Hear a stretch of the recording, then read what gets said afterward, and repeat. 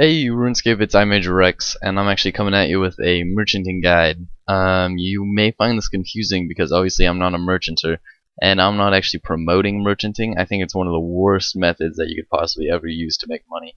But I do know how it works, and I plan on explaining it in this video, for those of you that do want to know. But once again, I want you to understand the risks of merchanting.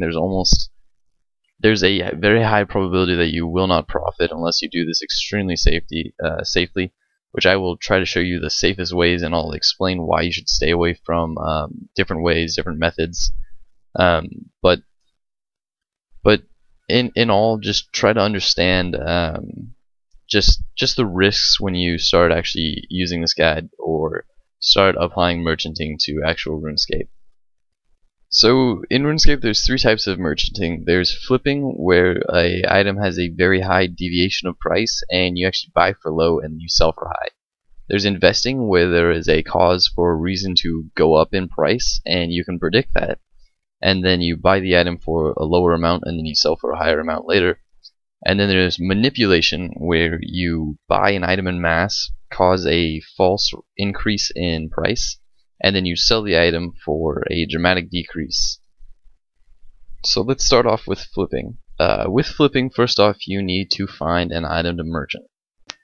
Okay, so what you first want to do when you're looking for an item is go to the homepage, to community, and then go grant exchange. This will probably be one of the most helpful things that you can find or look at when you're actually looking for an item. Now, the ways to find an item, you actually have to think about this part. I'm not going to tell you any items that I would use or that I'm going to use, but I'll tell you exactly how to find them and how I categorize them. Criteria. I don't know why I was mixing those two up. But first off, you don't want something that looks like this. This looks like a crappy cubic function, and you have a high rise and a low drop, and then kind of a go back up rise.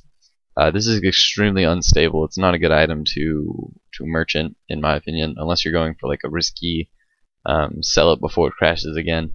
But this does look like it's going to crash again. And when I'm talking about this, I'm actually talking about the orange line, because the orange is the daily line. The blue line is the 30-day average line, and that tells you in a roundabout how it's going, but you really don't want something to be fluctuating this much daily and still be rising, because there is a possibility that it could crash suddenly and you don't really have any control over that.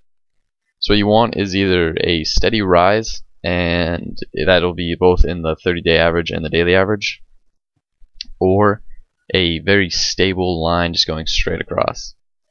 What you're also going to want is a highly traded item, something that is usable in game. So herbs are pretty usable, food is usable, something needed like that, something needed in high demand, and probably like a necessity, or something that people will want pretty much as soon as possible. Not something that people will buy for necessarily skilling or buying out a skill. They usually, when people do that, they buy it for a reasonable price. They don't just go click over max a bunch and then go to that. So let's see, a good way to go down is scroll down, go to the most traded section, and you can start looking at the items here. At the top is maple logs, and that'll have a roundabout price of 34 coins. I know that just because of how much it is. So what you're looking for is an item that kind of reflects how much money you have. So if you have, say, 10 mil, you're looking for an item that's around 1 to 5k. That'd be a good item to merchant. You can probably get a few thousand of those. And by a few thousand, I mean 1,000. If it's low, 2,000 if it's high. That's pretty good because you do have caps of 10k. So for most items you have a caps of 10k. For runes it's 25k and stuff like that, but there is a maximum that you can buy of stuff. Red Chinchompas are something that you'll actually want to look at. I'm going to look at them right now. They're crashing, not stable at all. I don't want to buy that, because if I buy for high, there's a good chance that tomorrow I'm going to log on, they'll be crashing, I'll be screwed. Blood runes, how are those going? Those are crashing too. That's awesome. One of the things that you're going to find about this is that most of the items on here are actually going to be crashing, just because that RuneScape is currently in a kind of a recession or crash where it's the prices of everything are typically going downwards. So it's going to be hard to find an item that is either stable or not crashing, and something that you won't actually lose money on. Gold bars. Gold bars are actually, right now, if you look at this graph is a pretty fantastic example of exactly what you're looking for. The blue line you can see is a straight across line. That's good because that means that one, the item is stable and it's been stable for a really long time. The orange line is generally fluctuating around the line, and currently it's going right above it. So that means that gold bars are at a rise and they are stable. So that's exactly what you want to look for in an item. This is actually the perfect example. I'm going to keep on looking for an item though, because gold bars are only 116 coins, which means if I can get a deviation of 10 coins from that, I'll only be able to make 20 coins per bar, and I want something that I make a little bit more profit on. And I'll talk about that in a second too. But this graph is typically what you want to look for. Okay, so once you have an item and you know the restrictions of the costs on it, and you have pretty much everything that you need, you have to find out how it actually works in game. So one of the items that I'll just show to you guys I was looking at is actually a dragon dagger, and unpoisoned, just a regular dragon dagger. So how you check if it's a good item is actually you buy it for as just a couple of clicks over one. And you only buy one of these items, and you check what price it's sold at. So I bought one at a total price of 17,695 points.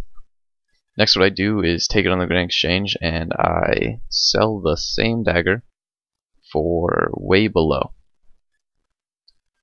This is to check what it actually sells at. So I sold one for 16,001 coin. So what you want to do is make a note of these both prices, and you can either go to history to look at this if you want. I got one for 16,000, bought one for 17,695, sold one for 16,000. This is going to be the price range that you actually buy and sell both of these items at. So from there, all you have to do is go back to the Grand Exchange, click buy, go to your item. And then, as soon as you've found a good item, go to, I know there's a price limit of 100 on these, and I'll just show it to you guys because I know there's a price limit of 100, I should have all but one. I'm going to buy them at a price of 16,000, and I'll go 16,050 coins because I want it to be a little bit over what I bought it for, so maybe it'll go a little bit faster. And then I just click buy. And then all you have to do is wait, and this is probably one of the most patient things you have to do, because one, you need at least to have a way to put the money out there where you don't have to use it, so you have to have enough money to have it out there, and then you just have to be able to not pay attention to it and then come back as soon as it's ready for you to sell, pretty much. So the last thing that you actually need to know before you start finding an item to flip, you need to know that there are trade restrictions that Jagex puts on items in the Grand Exchange to avoid price manipulation. Ways to get around this are to advertise in the forums, but it's kind of a hassle. And for a adequate list of basically all the trade restrictions, you can click the link that I have in the description below, and that'll take you to the RS Wiki page, which is a valuable source of information. It gives basically the whole list of trade restrictions for every 4 hours on the Grand Exchange. So the next method of merchanting is actually investing. Investing is the act of finding a trend on an economic system and then predicting its changes over time beforehand, so that you can make a profit by buying a certain item and then waiting for it to rise and then selling it while it's in high demand. Another thing that you have to be able to do is have the ability to check for trends. So a trend is something that correlates to another thing that all has to do with one common source or one common cause. As an example, the update coming this month is called the Crucible. It's basically a bounty hunter, and it's a PvP based minigame. So things that I know player versus player people need are food. Now the reason why I mention that is because if a new bounty hunter minigame comes out where there's going to be a massive demand for food, what you want to do is basically see if that's going to happen before it actually happens. So if I could basically test this, then I can see if my hypothesis is correct or false based on the prices of items currently, and then maybe you can jump into the game before it actually happens. So one of the food that PKers use, I know, is Rocktail. So go to Rocktail, and it's actually going up in 106. It's gone up 106 GP so far. And if I look at the date, it started going up on June 1st. That's when the behind the scenes was released, which is good because that's how I know that the Crucible comes out. So if it goes up starting at the same date, if each of these items goes up at the same date, then I know that they're correlated, and I know why they're rising while they're falling. This one is also going up on June 1st, and that's another piece of food that PKers use. Another one is monkfish. I know that. Monkfish probably shouldn't go up as much, but monkfish has actually just been rising constantly throughout the whole time. Between June 1st and June 2nd, it hasn't really changed, but that one actually might be a decrease too. But not too worried about that, just because I know that that's still going at a rise, and that's just a type of food. But I do know that the correlation between Rocktail and Shark is based on the PvP minigame that should be coming out this month. So just on that knowledge alone, I can actually use this to my advantage. So with any type of investment, first off, you want to be one of the first people to actually get the item, because you want to get the item as low as you possibly can, and you can't really do that if you're in the middle of the loop. If you're in the middle of the loop, you have to buy the item for above the actual medium price, which is not something that you typically want to do, because if you buy it for above what it's at and it turns out that you're wrong, then you'll actually have to sell it for lower, and you'll end up losing more money than you can than you actually make. You'll actually end up losing your money, which is a bad thing when it comes to merchanting. So with an investment, you always want to get on it early and try to buy it for medium price, so that way even if you are wrong, you can sell it for hopefully medium price or a little bit higher, just because it's been rising, because that's why you make the investment in the first place. And then you can at least make some kind of profit just on flipping instead of investing. So checking the price of what a current Shark's at, I'll just put it in for 1,000 coins and see how much it buys. Okay, so it bought for 620 coins. That is 80 coins above the actual medium price. So this could be not exactly the best time to actually buy Sharks. It sold for 598. So Sharks right now are going for a price that's 50 coins above their medium price. So if I go between 598 and what was the other one? 598 and history. This is why history is always helpful. 598 and 620. That's about 609 coins. Yeah, 609 coins. So the medium price on the medium price that Sharks are going to be at tomorrow is going to be 609 coins. I know that just because I took the quick average, and it could be a few coins off based on how Jagex decides to run the system. I haven't actually checked on how Jagex decides to run the system, but if it's going on basically just an average mean, it should be 609 coins. So if I buy all of my Sharks right now for 609 coins, then even after tomorrow, if it turns out that Sharks start to basically level off, I can sell all of my Sharks for the same price, and then I won't be losing any money, but I also won't be gaining any money. that's just a safe way to basically manage your manage your investment. So I'm going to buy.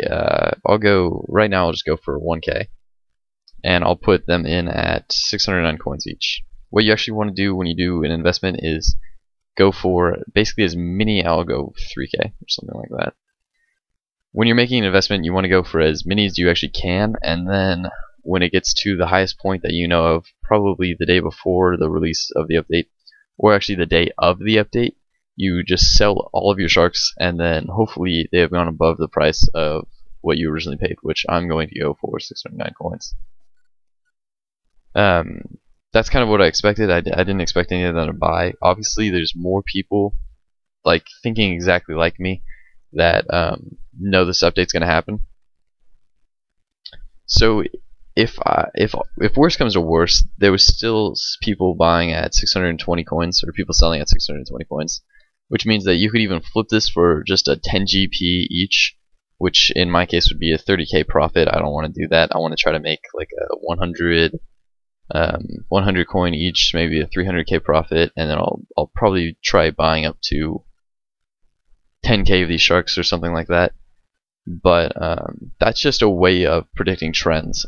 Obviously, this one isn't pretty much a usable method every time, because PvP updates come like once every year. So I decided to just jump on this one, as I knew it would be advantageous for me to do that.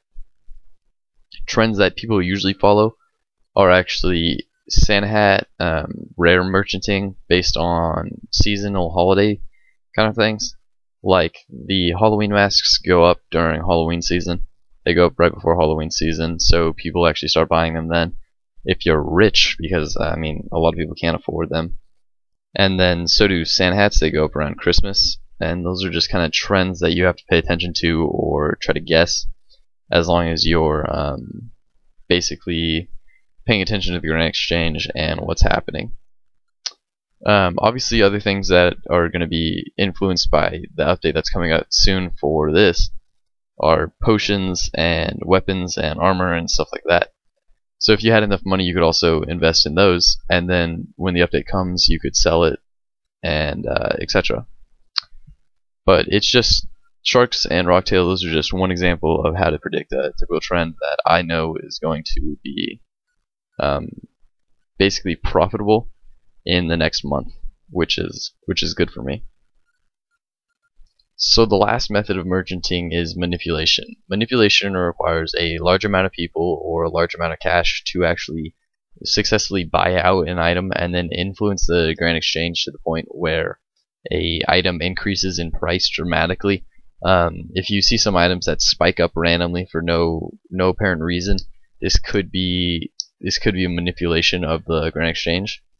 Jagex have actually done a pretty good job with their trade restrictions on stopping manipulation, though, and based on the decrease in merchanting clans, the main users of manipulation, I'm guessing that this is not a big part of the game anymore. Also, I highly recommend not doing that. It's probably the least safest method of merchanting, and it's the one that I disapprove of the most, I guess I could say. So I just wanted to kind of tell you guys what it is, how it affects the community, which is negatively. But basically everyone in there gets screwed. It's whoever sells first is the one that makes the most money. It actually just goes up, and you're supposed to go on a trust system where you all reach one certain point of a price and then you can all sell it. But it's too risky for that to actually happen, so it goes up to a certain price, then people sell it, and then it drops early, then everyone loses money. So it's a very bad system, and it's flawed. It's even, I think it's like illegal in the United States. So just take that as an example of why not to do it. So hopefully you guys found this guide informative in some sort of way or helpful. I just kind of wanted to show you guys what merchanting was, or how to do it if you wanted to. But overall, thank you guys for watching, and if you enjoyed this video, there are two videos on the bottom of the screen. One is a podcast that I actually made yesterday, and the other is a 99 Herblore guide. Feel free to click those, and thank you guys for watching once again. I will see you guys next time I make a video. See ya. Hey everybody, it's Rex. What am I doing here? I am actually going to show you I a solo strip. I've Just a seen little bit of it, and I'm going to reviews.